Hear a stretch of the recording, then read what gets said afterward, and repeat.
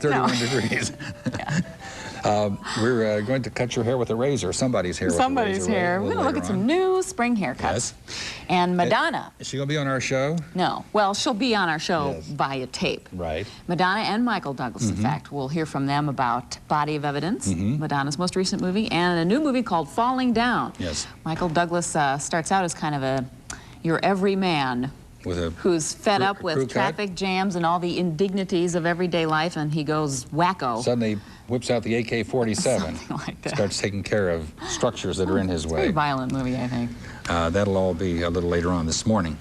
You spoke with Joanna Kearns last week, I believe, Yes, I did. just in advance of the ABC made-for-television film called Not in My Family. She plays an incest survivor in that who remembers as an adult that her father raped her. And we're going to talk about the issues that are raised by that film this morning. In fact, we're going to let you see this sequence in which Joanna Kearns, as the central figure in the piece, remembers what happened to her when she was a child. Watch this. That was the crucial moment when the memory was flooding back over her, a memory that had been repressed for however long it was, 30 years perhaps. Linda Long is with us this morning. Her recollections of something that happened to her drew national, or at least certainly regional attention about 3 years ago. She's with us to tell us her story, and William Crosby is here as well, who is an attorney who's working with her. And good morning, and thank you very much for coming. Did you see that film on Sunday night by any chance? Yes, I did watch it. Did it resonate? Did you feel with this protagonist in the film? Yes, I felt it was very much my story. My memories were very much like that. They started to happen to me 4 years ago, when I was 37 years old, and I had no idea that I had been sexually molested. I had no idea about repressed memories. I hadn't even heard anybody talk about incest. I didn't know any incest survivors. So when I had my first memory, it was a total shock. And it happened quite a bit like that. I got bits and pieces first, before I got the whole picture. We're going to be talking with a psychologist in a little bit about what repressed memories are and what it is that they mean. In the movie, her memories were triggered by an event, that being the birth of her child. What was it in your life that you think began to draw some of these memories to the surface? Well, mine was my father having 2 heart attacks in one day. And it was a shock enough to me, because I thought he was dying, that I started remembering. And that was not as a result of any therapy you were having with someone on an analyst's couch. It was just something that just came. Right. Did that repressed memory manifest itself pretty completely in a very short period of time, or was it a thing that you accessed slowly over a longer period of time? Well, that first one was about a week in coming out. I'd get bits and pieces of it, just like she was getting flashes of it for about a week, and then finally the whole thing came out. But now, when I have a memory, I can have it in a relatively short period of time. Linda, what is it that you ultimately remembered? My father raping me. And do you recall at what age? I've remembered all ages, from the time I was little till I was 16. So this went on for a long time. Yes. He declined to be here this morning. We had spoken with him about this, and it has turned into a case that is very much in the media and certainly in the courts. After you had put these memories together and felt that you now had the picture of what had happened in your childhood, what did you feel you needed to do? Well, I was very frightened with this information. I didn't know what to do with the information, so the first thing I did was start researching what were my options. And I knew I couldn't go to the police. I was very concerned about confronting my father because I knew he wouldn't entertain such ideas. And I had always been afraid of him, and I was afraid to go with this, that's for sure. We didn't have a good relationship. And so I went to a lawyer and asked him what I should do. What are the legal options in a case like this when how many years had passed, Linda, before you began to remember Over 20, what happened? right? Oh, at least 20, yes.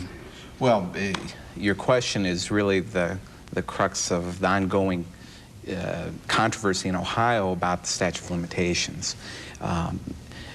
Typically, the statute of limitations for rape is 1 year. If a stranger on a street would rape you, you would have a year to bring a civil prosecution of that, against that person for the rape, for the act of rape, although there are 4-year statutes of limitations for things called intentional infliction of emotional distress.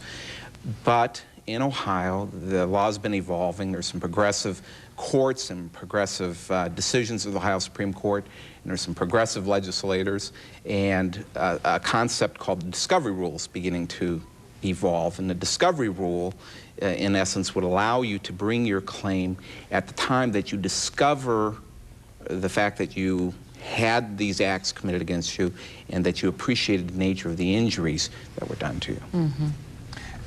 When these began to come back to you, how did you process them? Did you become angry? Did it have an impact on your daily personal life with your own family?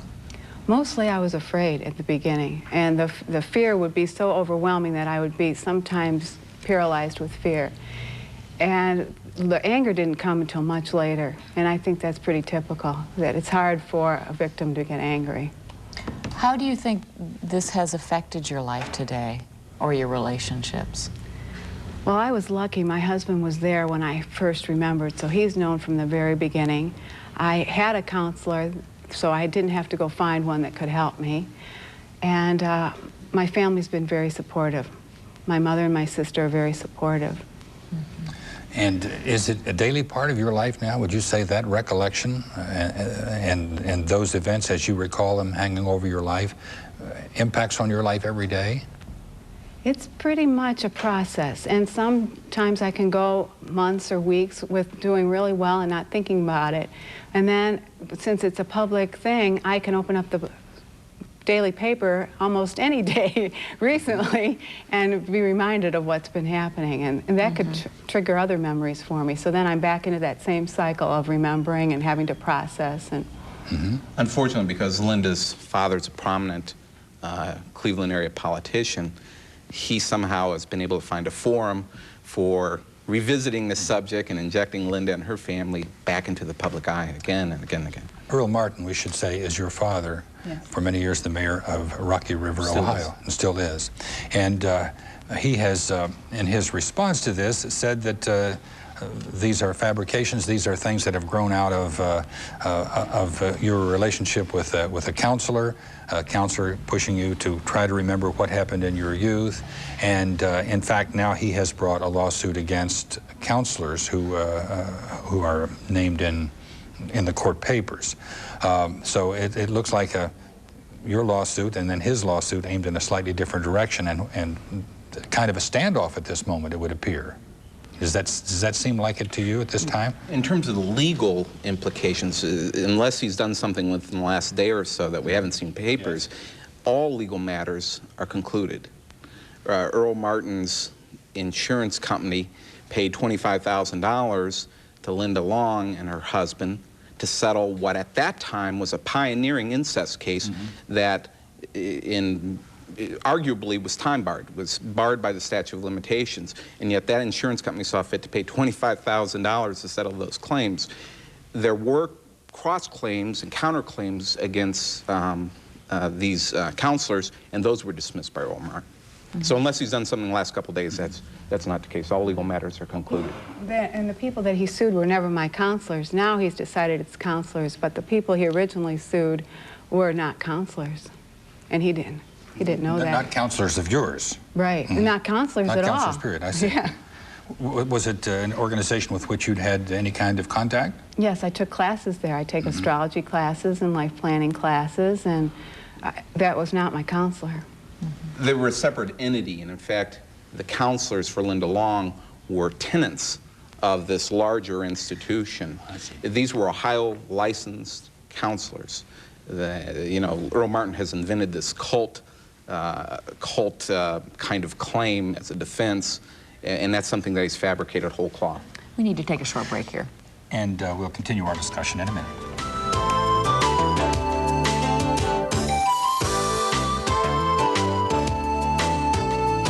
we made a guest today, and we were right. Nice to have you. Thank you. Thank you very much for coming this morning. Could you describe what a repressed memory is? Yes, a repressed memory is when someone, such as what Linda described, suddenly has what we would think of as a flashback. There can be different kinds, but something that is really totally forgotten, not at all in their consciousness, and then for different kinds of reasons begins to emerge. Mm-hmm. When a person, particularly a child, experiences something very traumatic, this is a common response to submerge the memory? Well, it's not necessarily terribly common, but it certainly does occur in a large number of cases, because when something such as sexual abuse occurs, it is so traumatic that what people often describe, and I've talked with children who have been recent rape victims and incest victims, is that they almost try to remove themselves from their body. They see this as happening to their body, but not them. And they really distance. And that may be their only way to get through this in terms of a response to a severe trauma. If they have that severe trauma at the age of 6 or 7 or 10, does the suppression happen almost instantly? It can. It can certainly happen instantly. In some cases, people, I think, may kind of diminish the incident and think, oh, this wasn't that bad or whatever, and it may be over time. Do you think there are people who have repressed unhappy memories and have never, ever had them recur in their entire lifetimes? I suppose that's Of course, possible. there's no way to know Certainly, that, yeah, there's really, no way is to there? know. That's the thing. But I think that it's probably it's certainly possible. Was anyone in your family aware of the abuse, Linda, as it was happening while you were growing up? Because you said this went on from the time you were very young till you were 16 or so. No one has admitted it if they were. So then you did not remember either what happened when you were 14, 15, 16 years old. No, each incident was blocked out as it happened. So it would happen and it was just then gone, as we suggested a moment ago. Right, so I could go up and have dinner and not even remember what had happened. Is that common, Doctor, you think, as well? Yes, that happens quite a bit. And I think what also lends credence to that, or what helps that to occur, is that the perpetrator typically doesn't act any different.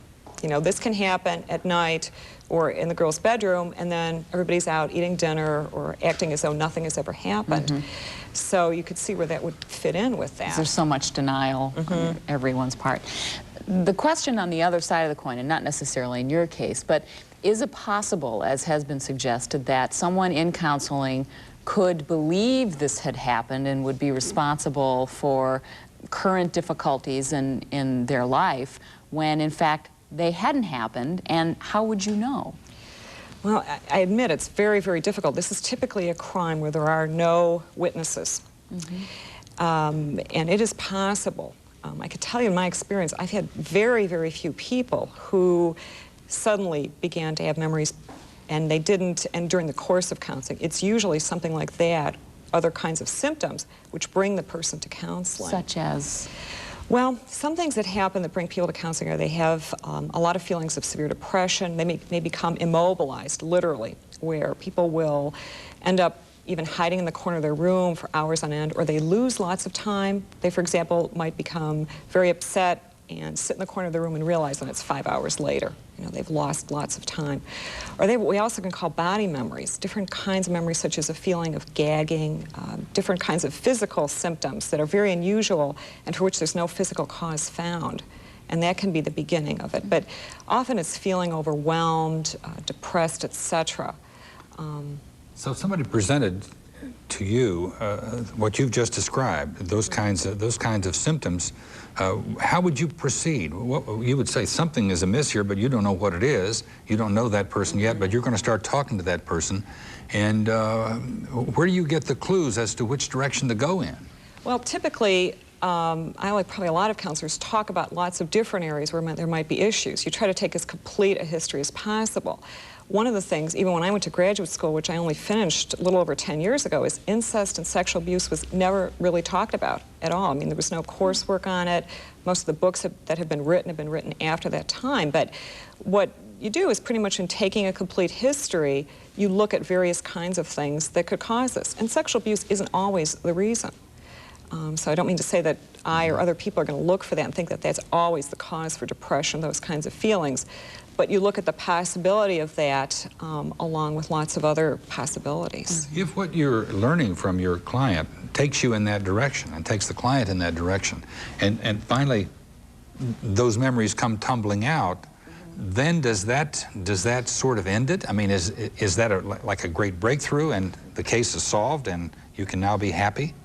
Well, no, unfortunately, that's often just the beginning, because many people will admit to me that they've had a lot of memories before they said it, that they had these feelings, or they knew something happened, they had, you know, bad feelings about a certain relative or whatever, and they had certain kinds of memories, but not the whole thing.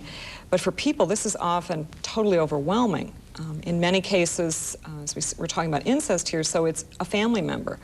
And often, unfortunately, what women will tell me is that if it was their father, he may have been nicer to them than their mother in the way they remember. You know, they may have gotten special kinds of favors, etc. So it's extremely traumatic, and I think that's one reason why people do a lot of repression. You know, when I began to be known for the subject of representing people in child sex abuse, I had colleagues come up to me and say, "Do you believe this repressed memory thing?"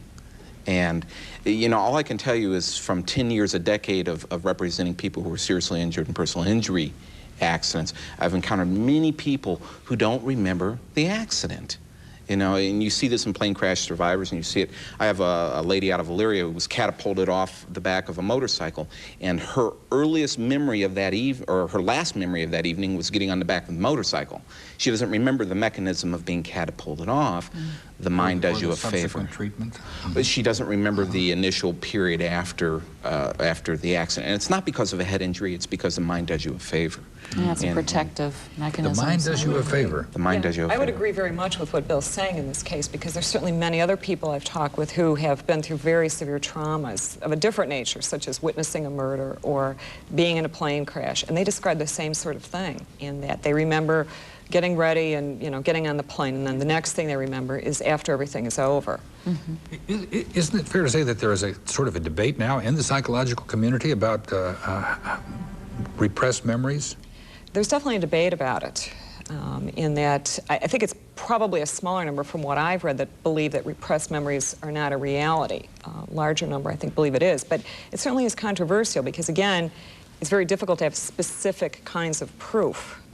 Yes. In many cases, there's ancillary kinds of proof, such as a sibling will admit, or a cousin, that this happened to them. Well, often the perpetrator will admit. In this case out of the Talmadge, the former Talmadge mayor made some sort of very telling sort of admission. There's usually some other validator there. In my case, my sister started having memories, so that validated me. We need to pause again for another quick moment and to give our phone number here, which is 578-1000. We'll continue our discussion.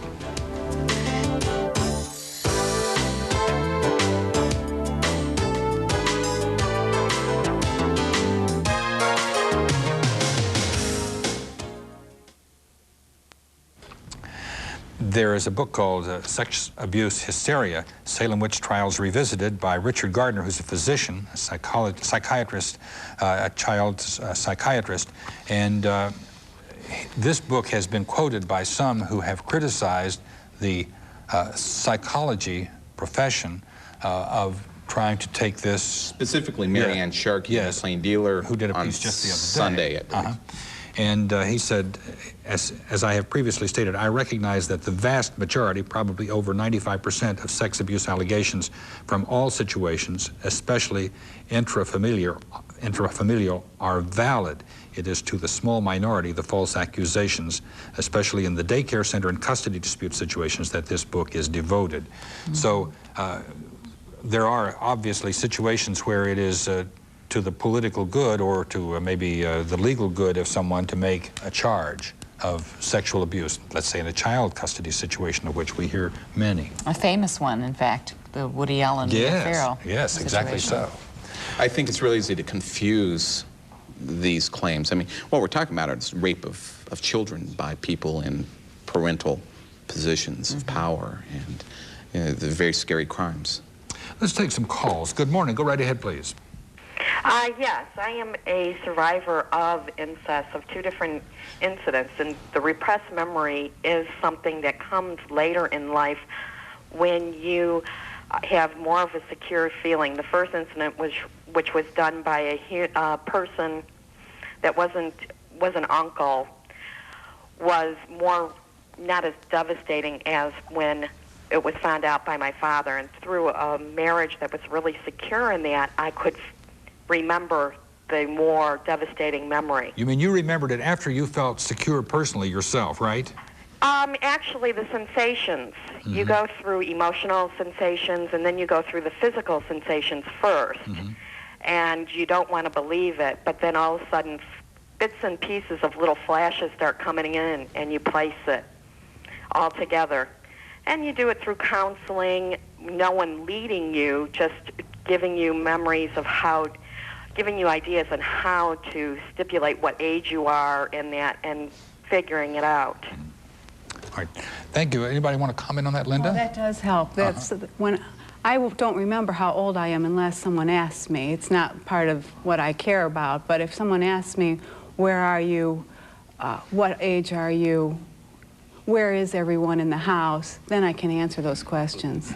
Yeah, at times you feel like you're, something is not right in your life and you think it's present.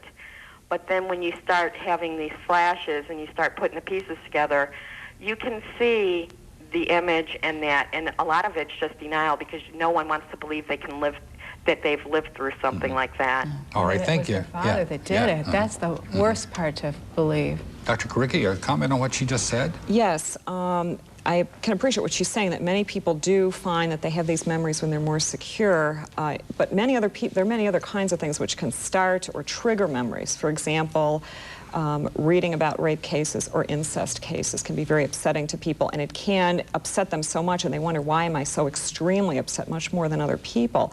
The other thing is the birth of a child can trigger it, or other kinds of really significant events, such as a child reaching the age that they were when this happens. So there can be lots of different events that can trigger memories. Good morning. Go right ahead, please. Yes, good morning. There was incest in our family from a brother, and after, boy, it's a lot hard to talk about. There's several of us kids in the family that the one brother did it to us, and the one sister got the brother to talk about it, but he will not admit to anybody in the family that it really did happen. And I myself didn't even know it really happened because I've totally blocked it out. And when I was there, when we confronted him, he told me that the same thing went on with me. And I have no memory of this. And we can't get him to talk about it at all. What should she do? What should people who have these memories do when they recall this? Well, I think that what people should try to do is to seek out counseling or a self-help group for sexual abuse survivors. Even if people feel like, well, this was in the past, my life is okay now, I'm pretty much over it, it still does have a lot of impact, and it's so you got to take care of yourself first. But what about him? Now I'm thinking, well, maybe what if he's married now? What if he has kids? What is the likelihood that he is abusing his own children? There are several things that you can do, including make a police report, report it to Health and Human Services. There are a number of different steps that you can do.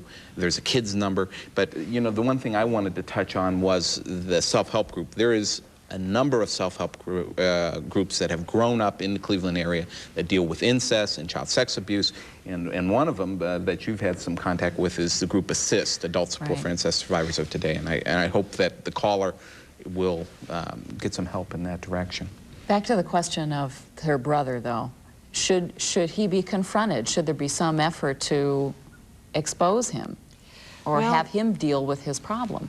I mean, I think it's understandable there should be some sort of effort. Unfortunately, in my experience, very few people who have been perpetrators have really sought out help. And if he has children, would he likely be abusing them as well? He would be certainly much more likely than someone who hadn't had that experience. And that is certainly one of the scariest things to someone who remembers incest or who is a survivor, that this person who was the perpetrator is someone who has children, or unfortunately, as in many cases, they seek out jobs where they can have a lot of contact with kids, school teachers, etc. Lee, just because he denied it doesn't mean that she didn't confront him. I mean, I think that's the other thing that your caller should be aware of is when she confronts him, he doesn't have to admit that he did it for it to be a successful confrontation. You know, again, if she's concerned about the children, make a police report. Well, Linda said she came here because she wanted to make sure that other people who've been through what she has just told us about here today will know that it is possible to get help. And I suppose we should leave our viewers this morning with that notion, right? Yes, that I didn't want people to think that there wasn't other people out there that are having that problem, because when I started remembering, I didn't know anybody. None of the celebrities had started to come out yet. Nobody was suing. I was the first one I had heard of across the country. So I wanted people to know that the atmosphere has changed a lot since 3 years ago. Well, thanks to all of you for thanks, coming here Linda. today. Thank you. Linda. Thank you. Deborah, Thank you thanks. very much. We'll be back in a minute. John is going to give us a weather update. John, good morning. Thanks, Fred. Up is a good word to put in front of weather, because we've climbed up 6 degrees, a half a dozen in just the last hour. Cleveland at 35 under partly sunny skies.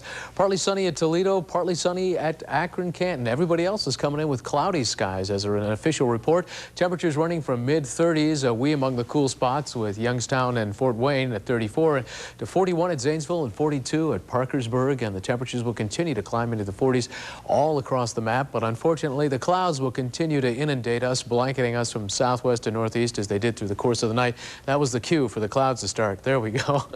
Clouds here moving in on the Cincinnati area first, and then Dayton, and then progressively further northeast. And these are grayer. These are a little bit thinner. The sun is able to filter through these. But once this whiter shade of clouds, the thicker stuff, comes moving on in, we're going to be seeing more and more in the way, or less and less in the way of sunshine, more in the way of gray. 35, 27 is what it feels like with a southwest wind at 7, 89% our relative humidity, 29.93. The barometer taking a brief bob upward, but that storm system is still headed toward us, and the high pressure is moving away, so don't let that fool you. Thickening clouds today, highs in the mid-40s on southwest breezes. More clouds tonight, but a mild low, a degree above freezing. Snow will continue to melt. Just a slight risk of rain tomorrow as some of that moisture heading out of the Gulf of Mexico pours over us, and we top out again in the mid-40s. So mild weather to start the month of March, and we'll be back to continue with the Morning Exchange after this.